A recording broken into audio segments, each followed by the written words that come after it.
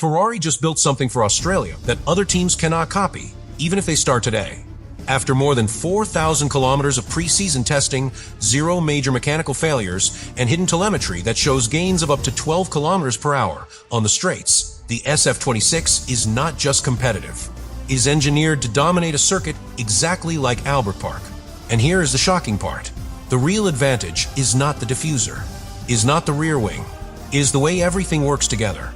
A 15% airflow increase through the rear, up to 3/10 found in Bahrain simulations, the most efficient hybrid regeneration in the entire grid.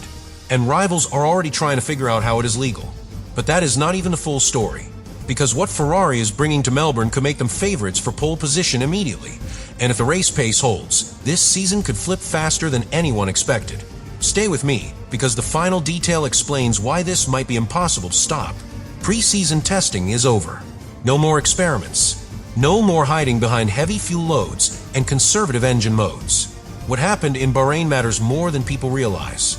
Ferrari did not chase headlines. They did not chase social media clips. They chased correlation. Over 4,000 kilometers completed across the full test program. 0 major mechanical failures. Not one. That is not luck. That is preparation.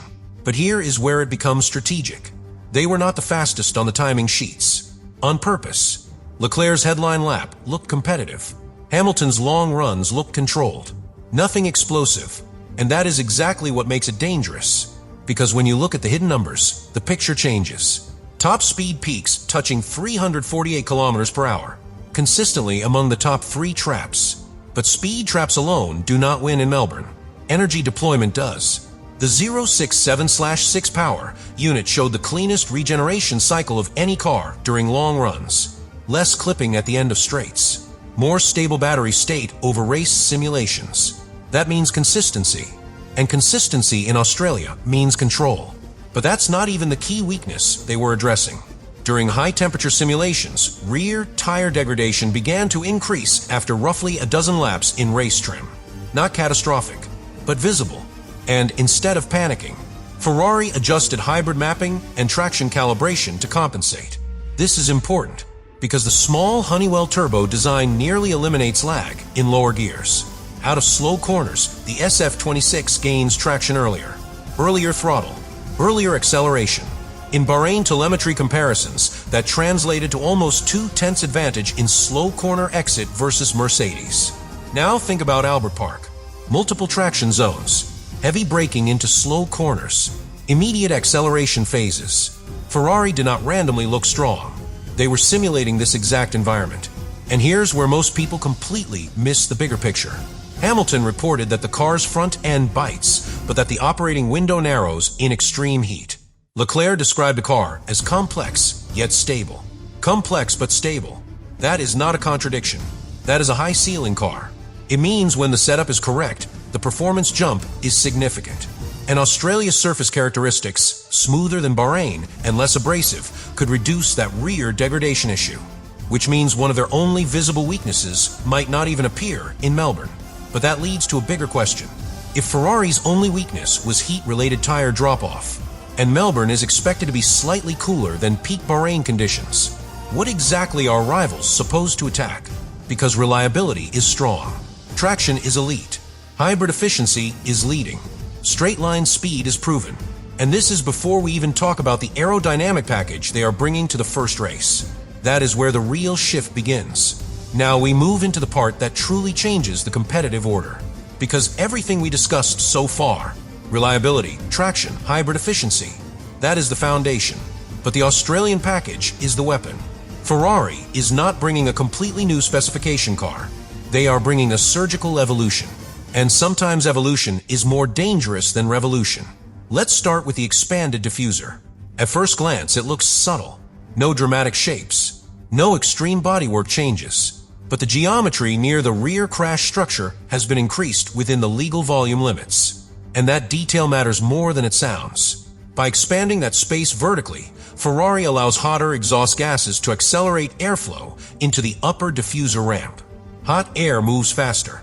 Faster air increases extraction. Increased extraction means more rear downforce without adding drag. Computational analysis suggests up to 15% improvement in flow stability through medium-speed corners. Medium-speed corners, not high-speed sweeps, not slow hairpins, exactly the type of corners that define the rhythm of Albert Park. And here is why rivals are uncomfortable. To replicate that concept, teams would need structural reinforcement in the rear chassis, because increased extraction changes load paths. You cannot just reshape carbon fiber and hope it holds. You need redesign. You need crash structure validation. You need new airflow correlation. That takes months. Melbourne is days away, but that is only one layer. Now we add the central pivot rear wing. This is where Ferrari becomes aggressive. Traditional drag reduction systems hinge from the rear edge. Ferrari's upper flap rotates from the center axis. When activated, the airflow slot effectively doubles compared to conventional systems. Drag reduction approaches 30%. That explains the bursts of up to 12 kilometers per hour extra speed observed in Bahrain. But speed alone is not the breakthrough, is the transition. Instead of snapping from low drag to full downforce instantly, the system rebuilds load progressively as it closes. That means the car remains balanced under braking.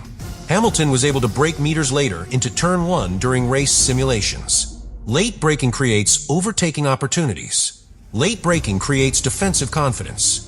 And confidence changes strategy. But here is the hidden synergy. The expanded diffuser feeds cleaner airflow into the rear wing structure. The rear wing, in closed mode, benefits from exhaust blown pressure. The entire rear aerodynamic system works as one synchronized unit. Remove one piece and the efficiency collapses. That is why it is so difficult to copy. It is not about legality. The system has been approved. It is about integration. Most teams design components individually. Ferrari designed an ecosystem, and ecosystems are resilient. Now let's connect this to Australia directly. Albert Park features multiple medium-speed transitions, heavy braking zones followed by acceleration, long straights requiring strong deployment, traction exits where turbo lag kills lap time. Ferrari has addressed each of those areas with a targeted update. Even the refined power unit mapping for Melbourne focuses on first through third gear torque delivery. Less hesitation off the line. Stronger restart performance, cleaner acceleration out of slow corners, which means qualifying could be explosive. And if they secure track position early, their controlled degradation profile might allow them to manage the race from the front. But here's the tension. If crosswinds increase, the active aero sensitivity becomes a variable. If temperatures spike beyond predictions, rear tire wear could resurface. Ferrari's advantage is precise. Precision requires execution. And that is why Australia will not simply test speed. It will test discipline. Because if Ferrari executes cleanly, if Hamilton manages energy perfectly, if Leclerc extracts qualifying pace, then the rest of the grid will face a serious problem. Not just for one race, for the direction of development this entire season. And what happens next could force rivals into a redesigned path they never planned to take. Now we reach the part nobody is talking about publicly. Because performance is one thing. Pressure is another. Australia is not just the first race of the season, it is the first psychological test. And Ferrari knows that. Think about the timing. Lewis Hamilton in red. Charles Leclerc entering his most mature phase. A car that completed thousands of kilometers without braking. Stability creates confidence. Confidence creates aggression. But here is the hidden variable. Internal competition. In Bahrain simulations, Hamilton managed energy slightly better over long runs. Leclerc extracted sharper qualifying pace over a single lap. Two different strengths, two different driving styles, and the SF-26 reacts differently depending on who is behind the wheel. Hamilton prefers a planted rear under braking. Leclerc prefers sharper front rotation on entry. That difference forces Ferrari to make setup compromises. And setup compromises reveal the true ceiling of the car. Because if the car can satisfy both drivers at a high level, it means the operating window is wider than rivals assume. And remember what Hamilton hinted at. The window is narrow in extreme heat, but Melbourne is not Bahrain. Surface grip is different. Humidity is different. Track evolution is more dramatic over the weekend, which means Ferrari's adaptability will be tested across practice, qualifying, and race conditions. Now add strategy. If Ferrari secures pole position, the central pivot wing gives them defensive power on straights. If they start second, that same wing allows aggressive overtakes into turn 1. It works both ways. That is strategic flexibility.